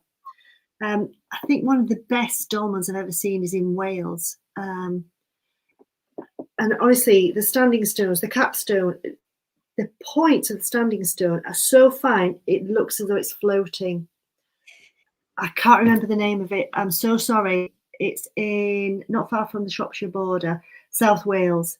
And when you're driving towards it, literally you can see it, the form of a woman in the landscape as you approach it. It is incredible. The way they built that, the engineering. How on earth did they do it?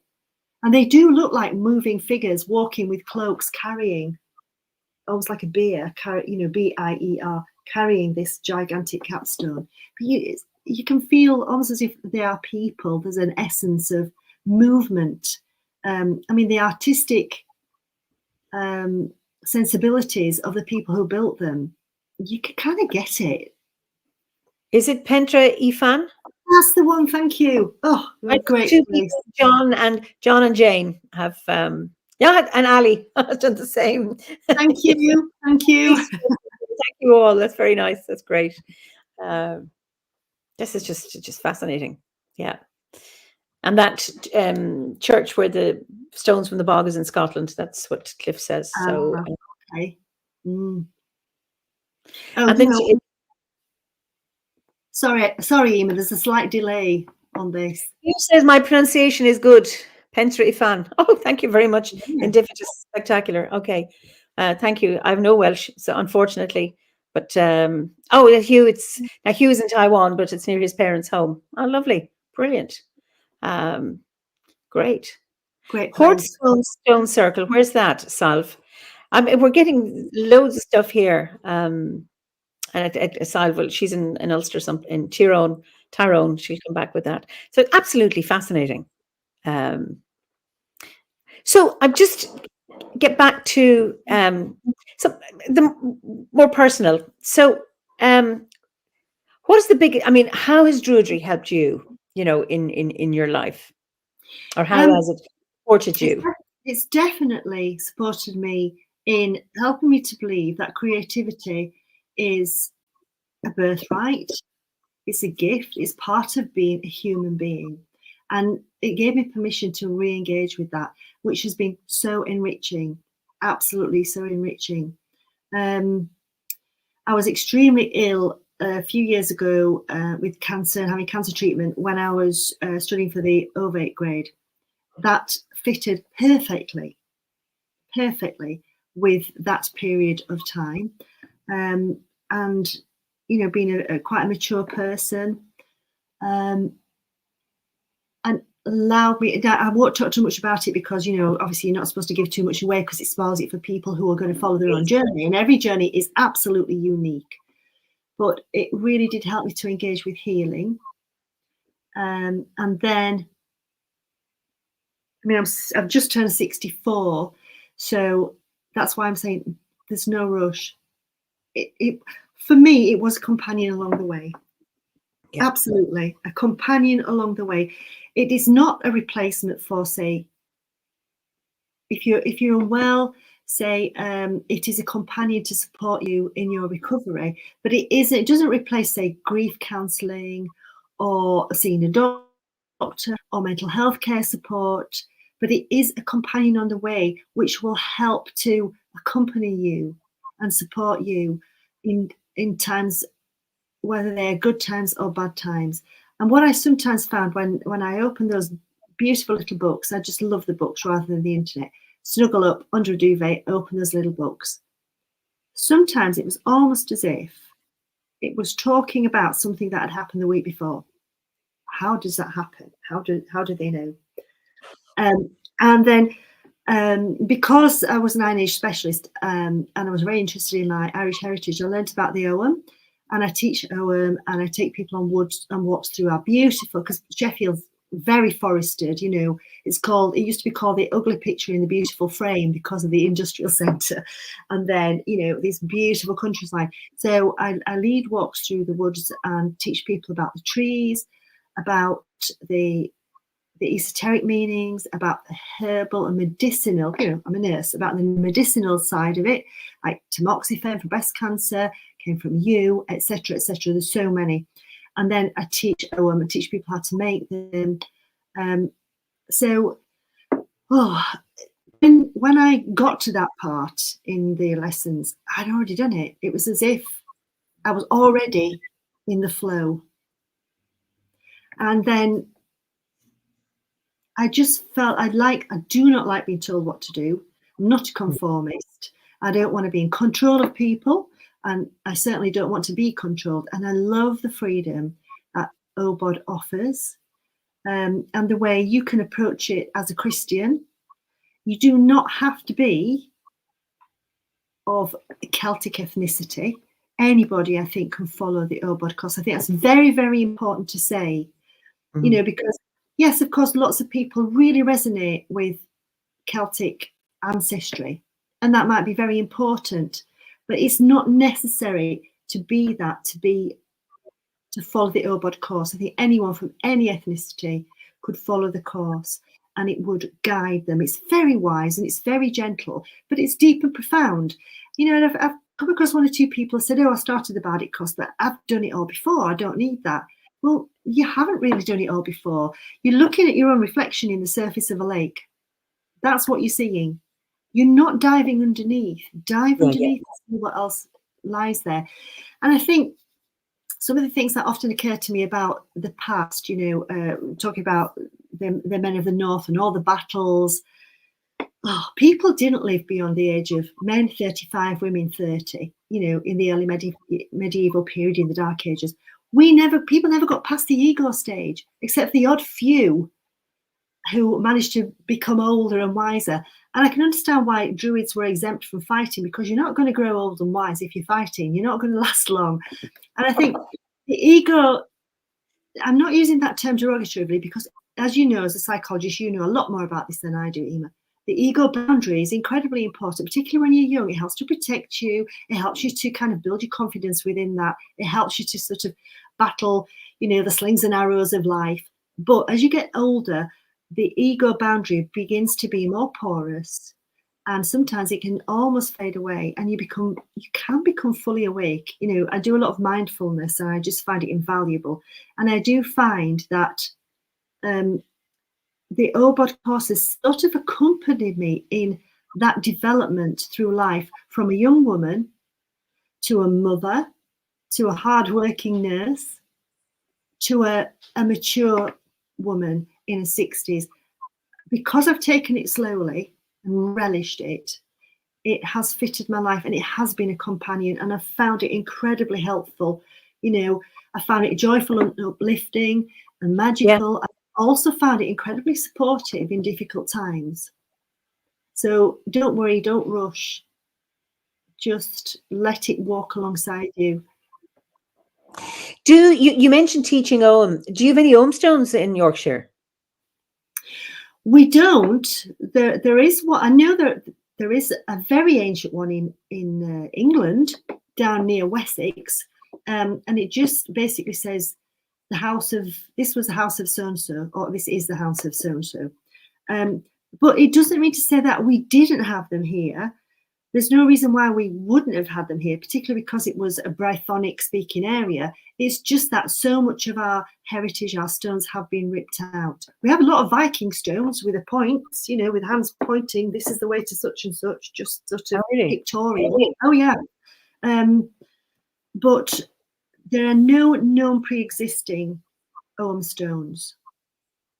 But that does not mean to say we didn't have them. Like I said, because we've had so much industry in the north of England, a lot has been destroyed. And we do have standing stones with cup and ring marks. We do have quite enigmatic stones with quite worn and eroded patterns on them. We do have some stones where the side angle has marks in, but it's so eroded because we have gritstone here and soft sandstone. It's not igneous rock, it's very soft. So in 1,000 years, it's going to erode.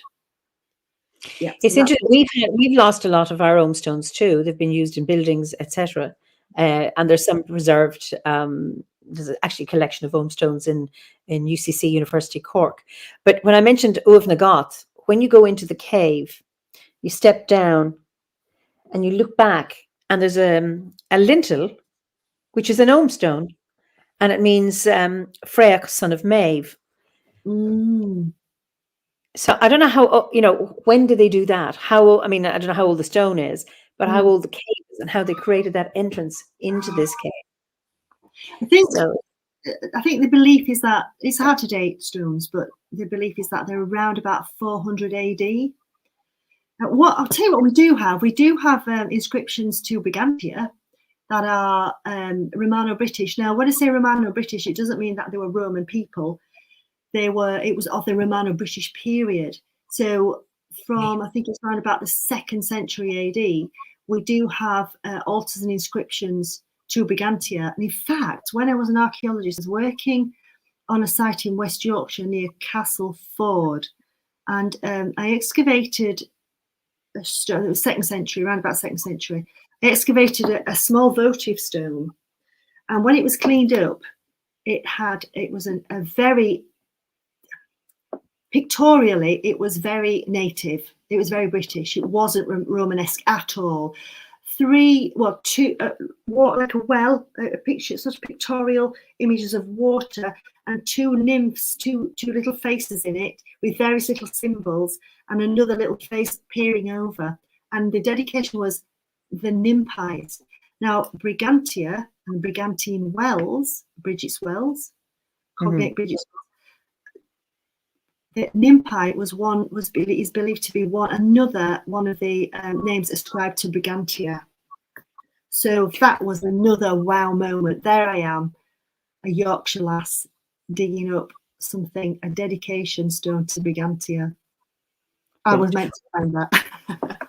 Wonderful. What's her name again? Nymphies. So it's a reference to the water deities. Okay. Yeah.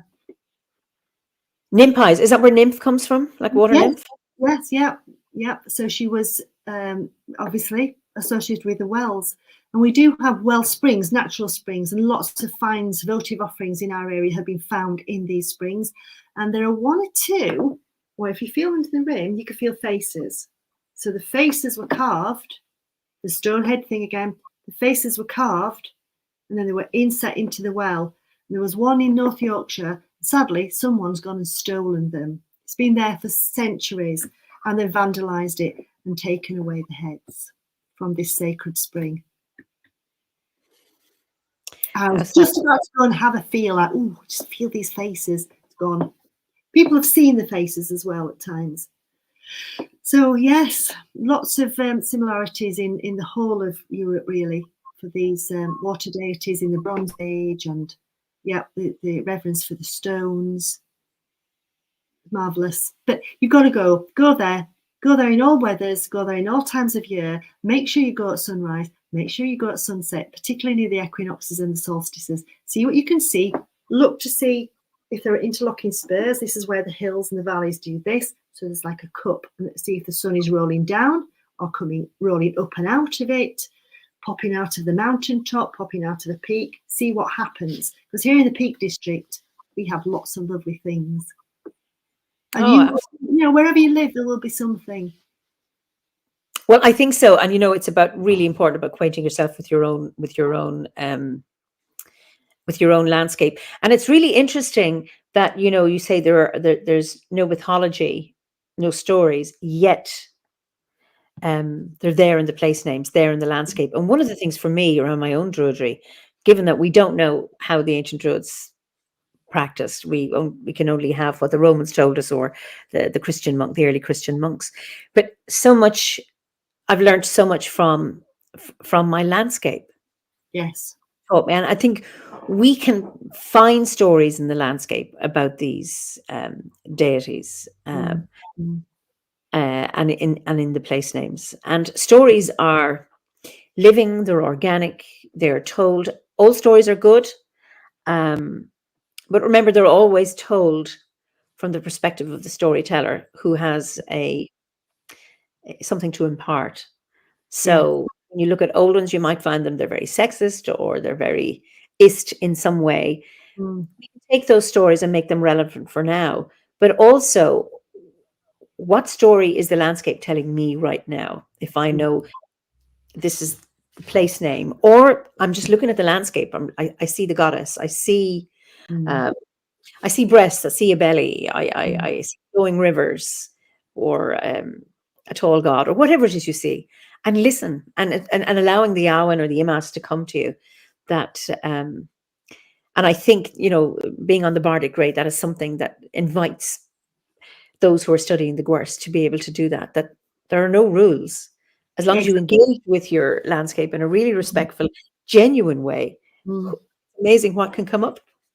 Well, you just reminded me, we've got quite a few hills around here called Bole Hill. And I mean, the spelling is irrelevant because they would have been, you know, the names transmitted orally originally, but it's B-O-L-E. And this is another Cumbric word, which a Welsh person, modern Welsh person, there's a slight difference, but it's the same root for the word in Wales now for belly or stomach. Bole Hill. But you know, we are very fortunate in Yorkshire to have some incredible folklore. So although we don't have the ancient myths and legends as you do in Ireland, you know, Cuchulainn and Finn, which I was actually weaned on, and love them. Really glad to have some Irish ancestry. It's great. We do have incredible folklore. You know, we do have in North Yorkshire, we have stories about people coming out of the Hollow Hills. Yeah. They're quite tricksy, and they need a midwife, you know. But the midwife was instructed to rub some sort of unguent, is that the right word? Some sort of ointment on her eyes, but she only did one eye. So this man found her in the fair. So my wife's in labour, I need help. So would you please come? So she came.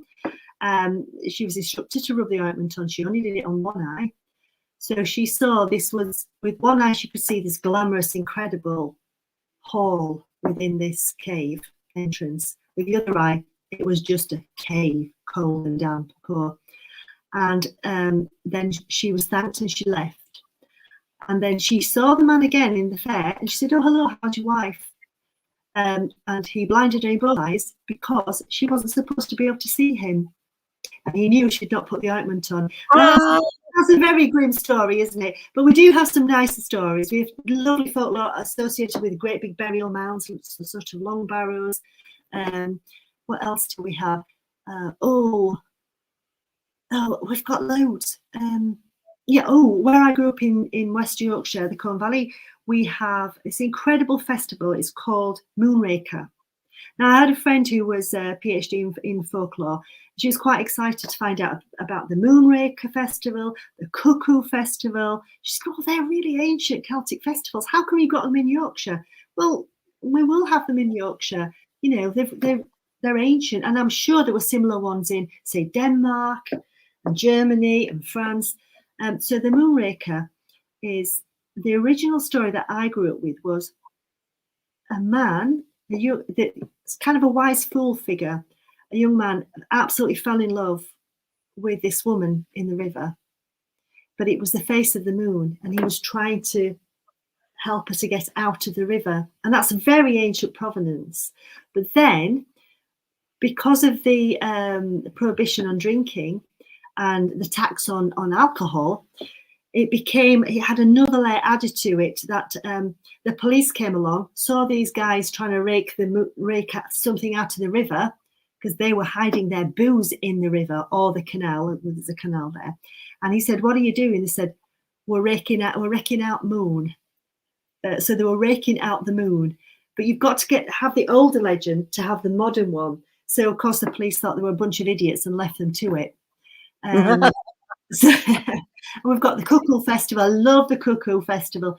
The Cuckoo Festival, and I think there's one on the west coast of Ireland as well, which is very similar. So it was believed that the cuckoo, and you can hear them calling all over the valleys, you know, in Yorkshire, in the woodlands, the cuckoo brings the summer in. And so the men of the village tried to build a tower up and up and up for the cuckoo, because they wanted to keep the cuckoo in this tower. And they got to the very last course of stone, and the cuckoo flew away. So they couldn't keep an eternal summer. And the saying is, "Eh, lad, it were nobbut a course too short." Say that again slowly. "Eh, lad, it were nobbut a course too short." So it was nothing but a course of stones too short. We almost had the cuckoo. We almost had eternal summer. So we do have lots of myths and legends and festivals. We have incredible, and in Sheffield we have incredible lantern festivals, and people make these amazing paper and willow lanterns. you know, and they'll do processions, but they're usually associated with spring, with the rites of spring, because it's bloody cold up here, excuse my language, and winter lasts a long time. So when spring comes, we want to celebrate it. Absolutely. Wow. I'm just blown away by all of these festivals, and then all the wonderful origins. You know, it's just incredible. They're just, I love the one about the cuckoo, you know. And we can't hold on to summer. We need that, you know. Exactly. Well, we had another one which is hilarious. I love it. It's not done anymore. I think it would have been done in my dad's generation. It probably fell out of use in my dad's generation. And I was looking at the bridie dolls. Yeah. And the lovely things that children do with the bridie dolls, you know, taking them to the houses. I thought, surely we must have had something similar. Yes, we call them the breed dog. Yeah. Yes. I can't breed dog, is it? Breed dog, yeah, which means young Bridget.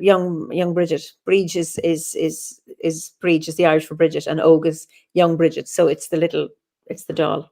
And then you have the real ool, and you put the little treasure on the heart. The guiding star, the star of Bridget. I'm not familiar with that. That was a Hebridean tradition. Oh, okay. So, you know, because we were seeking Brigantia again, we were looking at all the traditions that associate, and I got the Camina Gaidelica.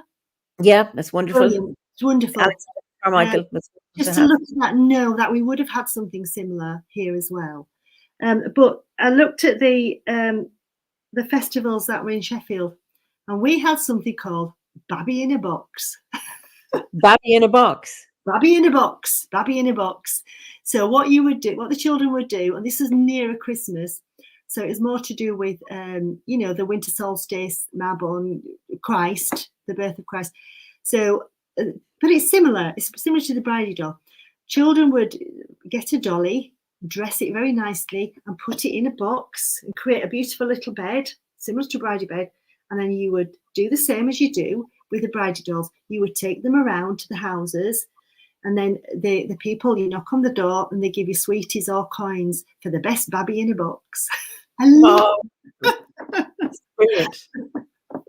Now, Vivian Wright is in Wiltshire, and she says, we have the same legend about moonrakers and the excisemen in Wiltshire. Wiltshire people are called moonrakers. Yes, there you go. That's fantastic. Thank you for posting that up. That's lovely. And Lisa says, oh my God, I had a vision of this as a small child raking out the moon. It had to do with learning wisdom to me. How not to be swayed by sense info of the world. Cuckoo. Okay. Just wonderful. See, that resonates with people, doesn't it? You know, so I think that's one of the things that we're trying to do with the Goddess Temple here, is just to bring back some enchantment. You know, we have a fantastic beltane ceremony. Well, not because of COVID, you know, but we have the Green Man, we have the Maypole, people dance. We have just a great time. But there are lots of our villages as well in Pennines. They do have May Day festivals still. They stopped for a little while, I think, in the 60s and 70s, but they've all been resurrected again because it's still in folk memory.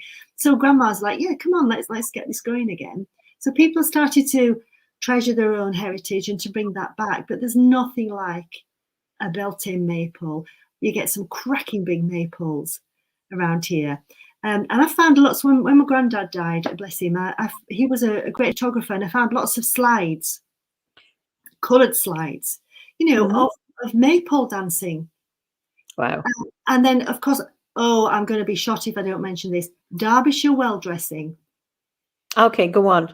So there are lots of well springs in Derbyshire, and each village has its own well dressing festival. So they're all at different times.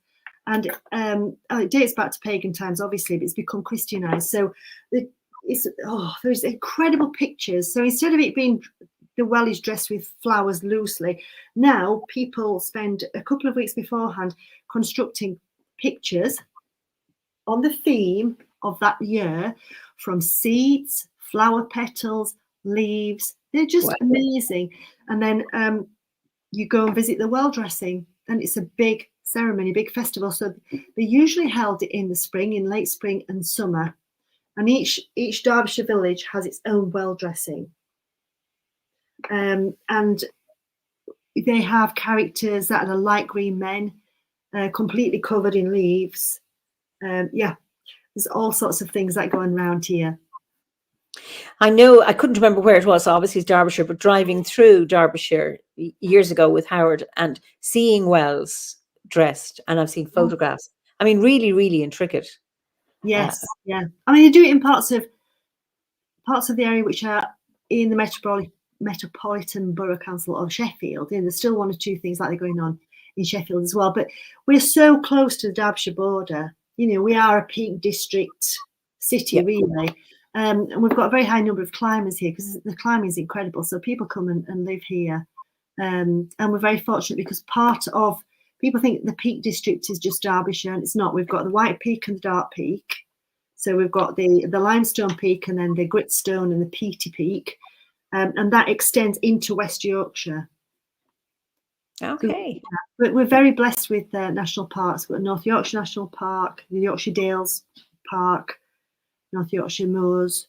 We've got the Peak District, and then there's another area now called South Pennines Park. So it's not yet a national park, but it's an area of outstanding beauty.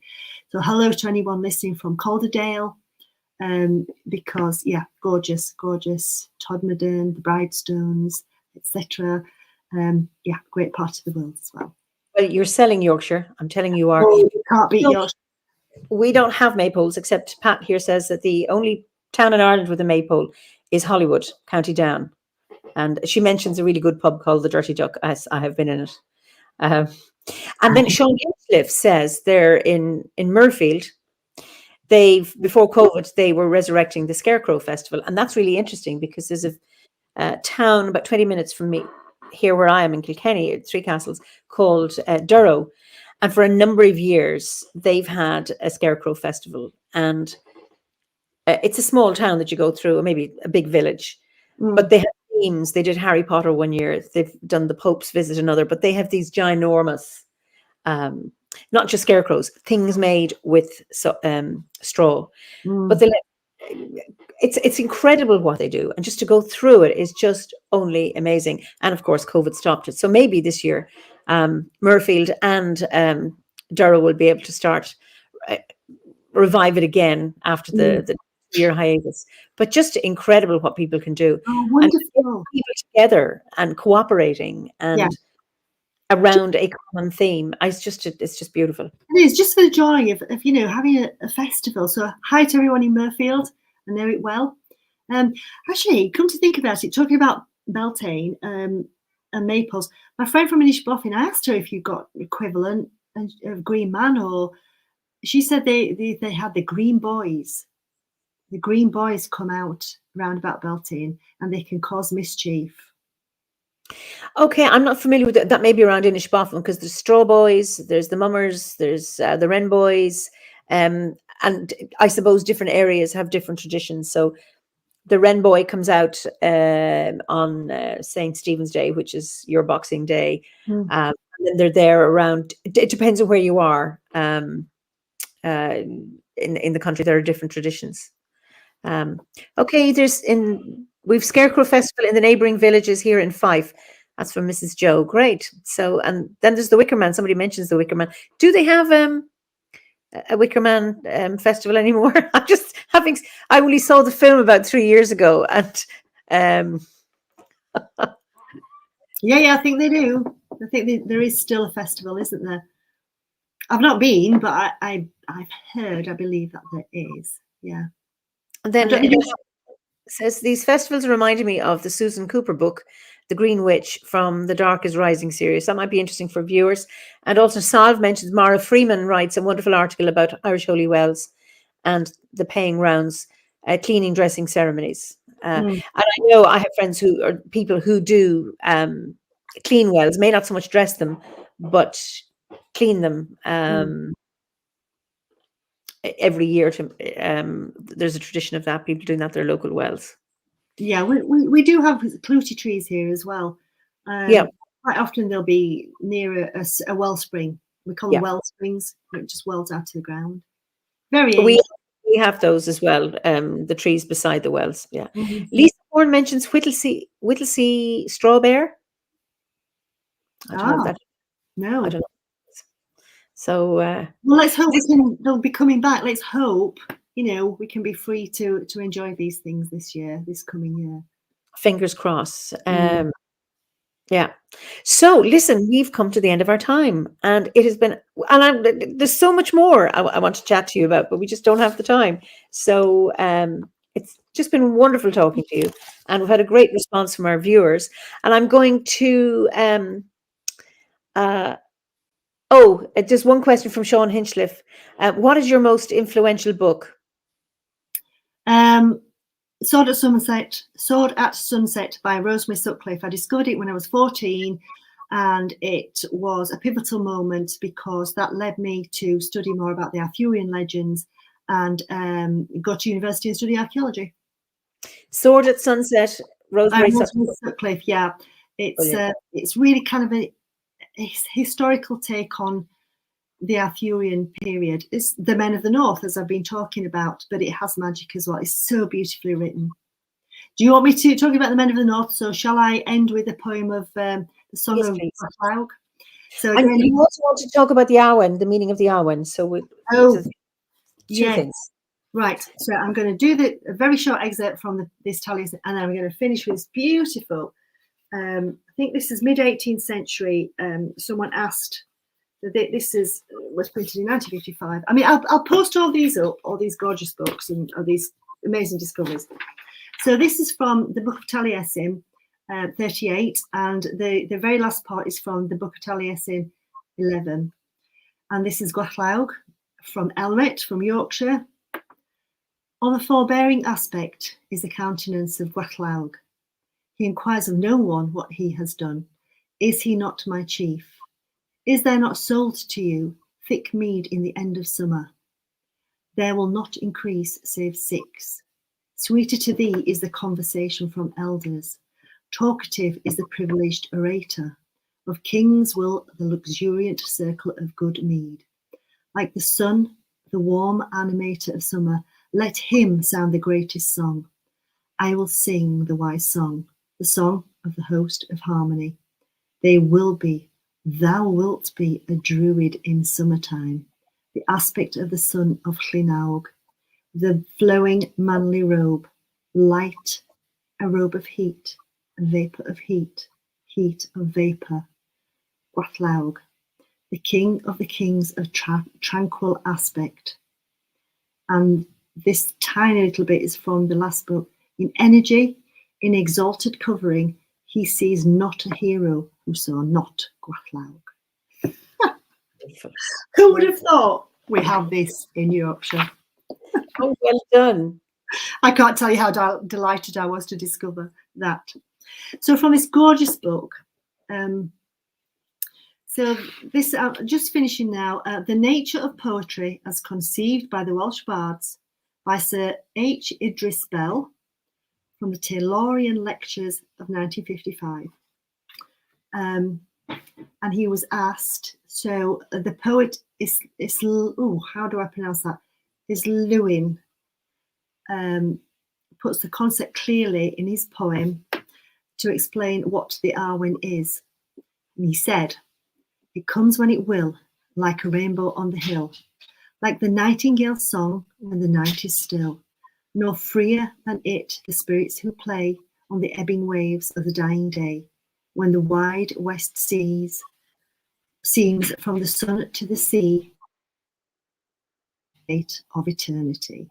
And that's how I felt when I stood on that stone circle on the sunrise morning at the flaming gates of eternity. Oh, just beautiful. Salvas, can we have a part 2, Lynne, please? It's been absolutely wonderful and inspirational. So, bless you. Thank you. Absolutely. I mean, it's just been an absolute joy talking to you and chatting to you. And we're just a minute short of 2 hours, and the time absolutely flew. So my last question, or it's always 2 parts to this question, what is your favorite time, your season of the year, and what is your favorite ceremony, in the Wheel of the Year to celebrate? Okay, so my favorite times of year are May, when the world is burgeoning with life, particularly here, because it makes such a difference. We wait so long for the warm weather to come. and October, because we have so many trees here. It's glorious here. The colours are glorious. And my favourite time of day is definitely dusk. After the sun has set, the golden hour and dusk, magical, that threshold. And then what was the other one? Your favourite ceremony in the Wheel of the Year to celebrate? Now, which one shall I choose? Imbolc and Beltane. Yeah, we got married on Old Beltane, so I think Beltane, but I do love Bridget's ceremony. You know, I do love that peaceful, fresh beginning. It's very magical, and it's full of hope and that purity and the opportunity for new beginnings and to start again. Oh, wonderful. Listen, thank you so much, Lynne, an absolute joy. And yes, we will bring you back at some point. This has been just such a joy. And so you can say goodbye to everybody, and then I'll let you go, and then I'll close. So, well, I can't believe how quickly this has gone. I was really nervous to start with, but I've so enjoyed it. And it's been great to have an opportunity to kind of promote Yorkshire, say hello to friends old and new. Thank you for those wonderful comments and questions. I've really enjoyed it, Eimear, and thank you so much for your time and for inviting me. And I look forward to seeing you in person in the not too distant future. Oh, absolutely. Fingers crossed. Fingers crossed. Yes. Anyway, so you hang on and I'll just chat to you in a minute. So listen, thank you all so much for your wonderful comments. And Lynne and I will go over them because we didn't get to look at all of them. So for those of you, if you'd asked a question or wanted it to be acknowledged, I'm sorry, I didn't get to do all of it. So it's just been a wonderful evening, and thank you all for being here. And I wish you all many Imbolc blessings. Imbolc, Fui Washaji of Galair, that will be next weekend. But then we have our own OBOD one on the 5th of February at 7 p.m. Universal Time, which will be online. So I imagine you'll be celebrating Imbolc whatever you wish, or however you wish, in your own way also. So till next week, enjoy the rest of your day or night, evening. And I look forward to seeing you next week when I will have another guest on. So until then, Slán go fóill.